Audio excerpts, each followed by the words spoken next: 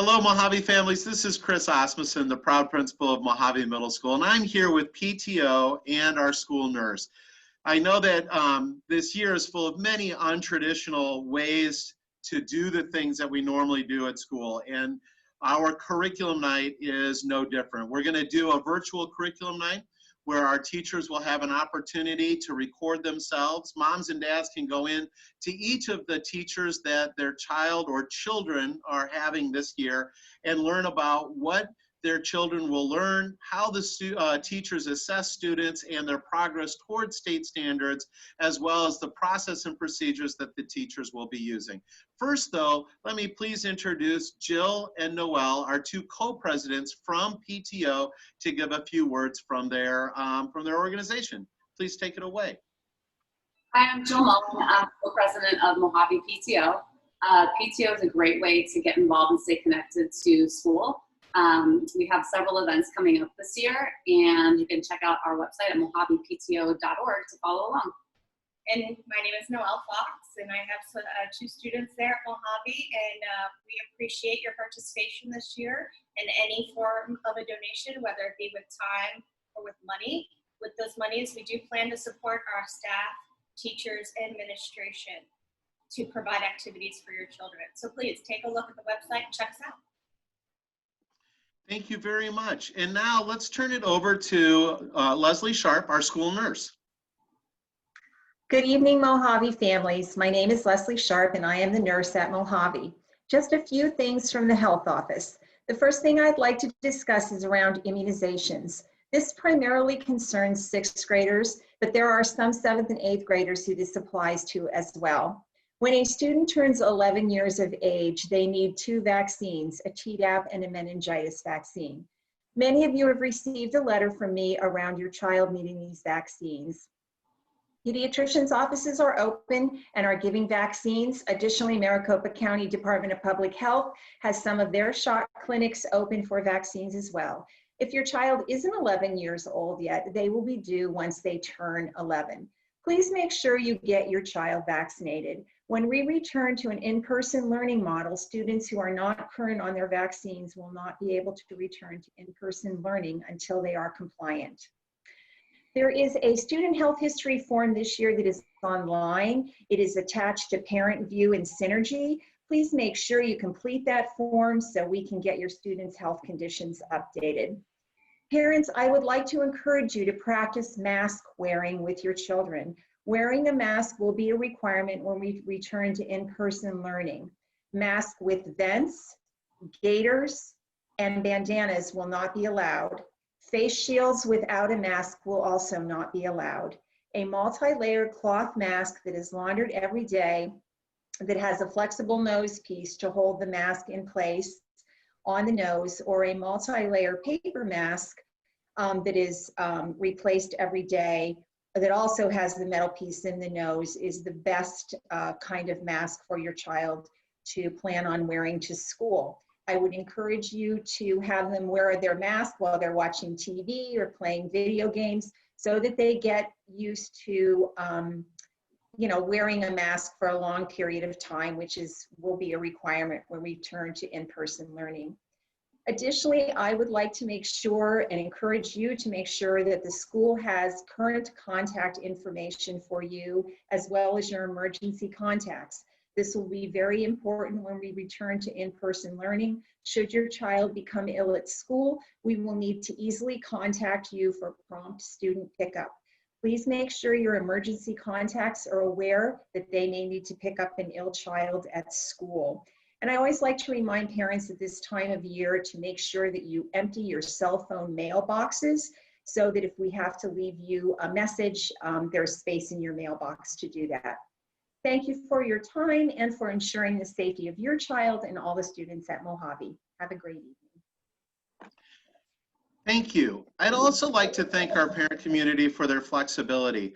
Oftentimes the analogy is used that we're building a boat at sea. And it really took us quite a bit just to get the boat into the water.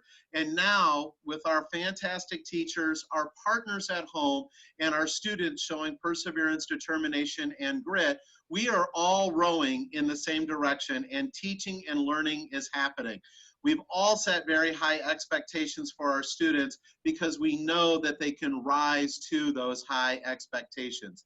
But flexibility is the term that we have to keep in the center of our thinking at all times. We might all be rowing in the same direction, but at any given moment, the destination may change, and we have to be prepared for that and flexible to be able to manage that easily.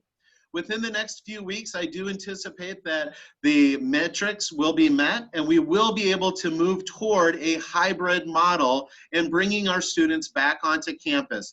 The enhanced distance learning model did always have a component of a full return. Of course, we don't want to do that until we are safe. We know that our teachers want to ensure safety. Our students and families want to ensure safety.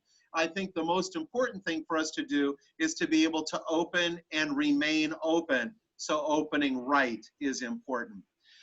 I encourage parents to utilize their teachers as points of contact. When there are points of confusion, reach out to your teacher. Feel that you can reach out by email, which is most likely the best way, since some of our teachers are on campus and others are not, until we make it to the hybrid model and we all return to being in the building. Also, feel free to reach out to your students' counselors, or to Ms. Tyndall, our school's assistant principal, or even to myself. We really want the doors of communication to be open.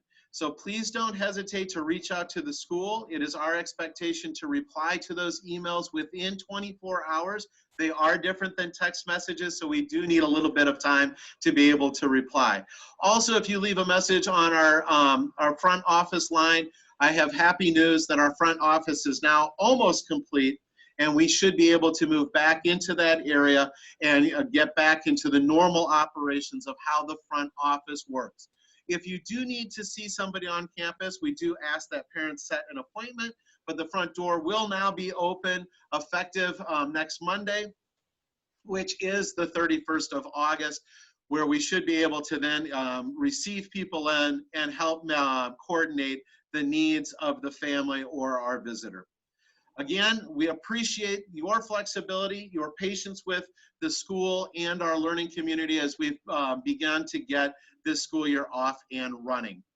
Finally, I'd like to make a note that it is so important to build community. I strongly encourage every family to be a part of the PTO, the parent-teacher organization. It is when we come together and build a learning community that teaching and learning happens at its highest levels for our students. To ensure that our students are connected to school, many after-school clubs have been put together and will be starting in the very near future if they have not already.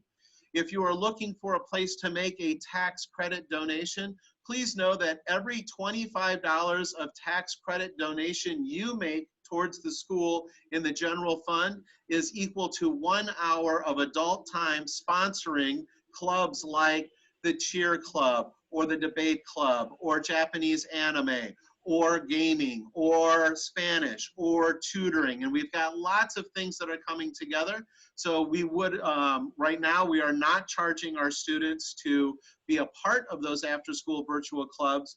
Those virtual clubs will go until it is deemed safe that we can continue to stay after school and not just have the hybrid learning model in place. But again, we really, if you're looking for a place for a donation, these are dollars that can be used right away to support all of our students by connecting them to their learning community and then ultimately enhancing their learning through an environment where they feel safe. Again, don't forget to reach out to Mojave Middle School with any of your wants and needs. We thank you for your flexibility. We look forward to the day that we can see you in person.